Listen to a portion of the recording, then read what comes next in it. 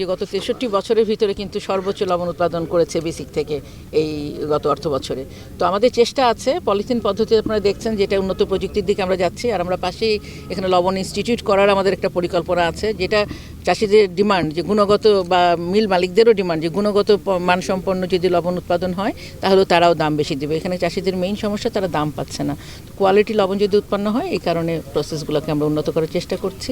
মূলত যারা লবণ চাষি তাদের অধিকার রক্ষা করে যে লবণটা যেন বাংলাদেশের এটা পণ্য যেন আমরা স্বয়ংসম্পূর্ণ হতে পারি এর জন্য চেষ্টা করছি, এবং এর জন্য যা যা উদ্যোগ নেওয়া দরকার আমাদের পক্ষ থেকে স্বল্প সময়ে সেটা নেওয়ার জন্য আমরা চেষ্টা করছি। চমৎকার স্বপ্ন বাস্তবায়ন করতে হবে। উদ্বৃত্ত হয় নাই এবছর, আমরা যেন উদ্বৃত্ত হয় সেজন্য দোয়া করেন, এবং আমরা এই জন্যই যেন সক্ষমতাটা তৈরি হয় এটার জন্যই চেষ্টা করছি সবাই মিলে।